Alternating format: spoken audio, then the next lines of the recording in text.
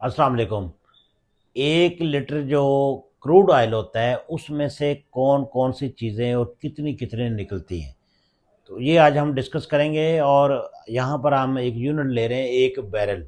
यानी जो हमारे पास एक बैरल आता है बाहर से क्रूड ऑयल का, उसमें होते हैं 169 लीटर। अब ये पिछली वीडियो पर किसी फिलासफर ने कमेंट्स कर दिए थे कि बैरल जो है 205 लीटर का होता है। मेरे भाई, ये जो पाकिस्तान में ड्रम जिसको हम बैरल बोलते हैं, ये वाला ड्रम वहाँ पर इस्तेमाल नहीं होता।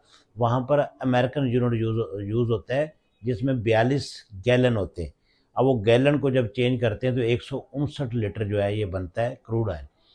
इसको जब प्रोसेस करते हैं तो इसमें से कितनी कितनी चीज़ें निकलती हैं, कौन कौन सी चीज़, पेट्रोल है, गैस है, डीजल है, लुब्रिकेंट्स हैं, या आपका दूसरे जो तारकोल वगैरह निकलते हैं, वो कितने कितने निकलते हैं एक बैरल में। और गवर्नमेंट जो है उसको एक बैरल जो है वो कितने में पड़ता है, ये भी आज डिस्कस करेंगे। चलते हैं जी। सबसे पहले देखें जी, एक बैरल जो होता है उसमें 169 लीटर जो है क्रूड ऑयल होता है, जिसको खाम तेल बोलते हैं।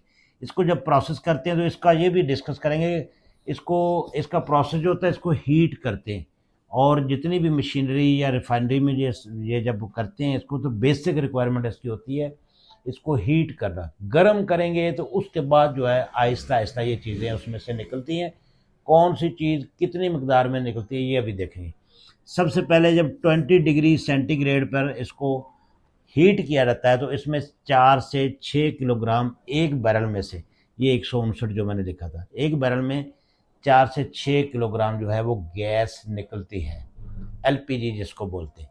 उसके बाद जब इसकी हीट जो है वो बढ़ती है, टेम्परेचर जब 30 डिग्री सेल्सियस पे जाता है और 200 तक जाता है, तो इसमें से पेट्रोल निकलता है, जो कि एक बैरल में से तकरीबन 70 से 75 यानी 50% आप कह सकते हैं इसमें से पेट्रोल निकलता है।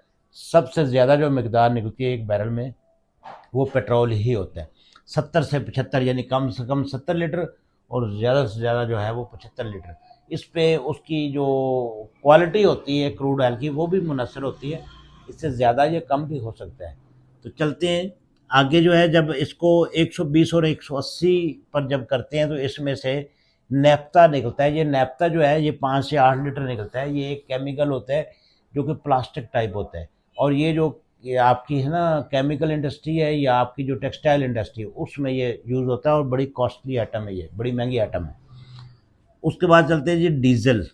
जब 250 से एक्सीड करता है और 350 तक, यानी 250 और 350 डिग्री सेल्सियस के दरमियान जब इसका टेम्परेचर होता है, फिर डीजल निकलता है, जो 40 से 45 लीटर के करीब होता है। यानी सबसे ज़्यादा पेट्रोल निकलेगा, उससे जो थोड़ा कम निकलेगा वो आपका डीजल है। उसके बाद है जी, जब 350 से 450 के दरमियान जब जाता है इसका टेम्परेचर, तो फिर इसमें 8 से 10 लीटर जो है जेट फ्यूल या कैरोसिन ऑयल ये निकलता है। जेट फ्यूल और कैरोसिन ऑयल में थोड़ा फ़र्क होता है, लेकिन आप ओवरऑल कह लें कि जेट फ्यूल या कैरोसिन ऑयल जो है ये इस वजह से निकलता है। वो 8 से 10 लीटर होता है। उसके बाद जब 450 से 600 तक इसका टेम्परेचर करते हैं, तो फिर इसमें से लुब्रिकेंट्स निकलते हैं, जिसमें आपका मोबिलाइल होता है, जो आपकी गाड़ियों के इंजन में डलता है, या ग्रीस वगैरह, इस तरह का जो मोम, ग्रीस और लुब्रिकेंट जितने भी हैं, मोबिलाइल वगैरह, ये निकलेगा। तो ये होता है 2 से 4 लीटर। उसके बाद जो है इसका जब 600 से ऊपर टेम्परेचर जाता है, तो इसमें से निकलता है असफाल्ट, यानी तारकोल वगैरह।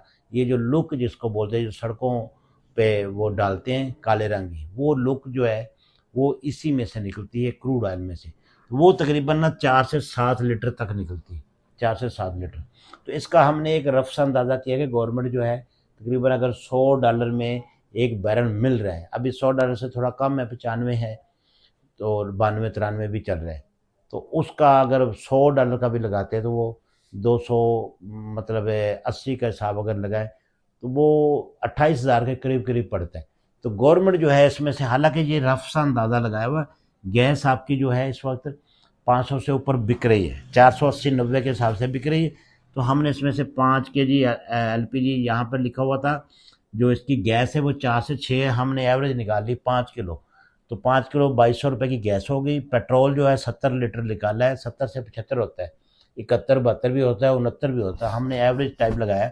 70 लीटर अगर पेट्रोल निकलता है, 368 का रेट लगाएं, तो ये बनता है 25,760।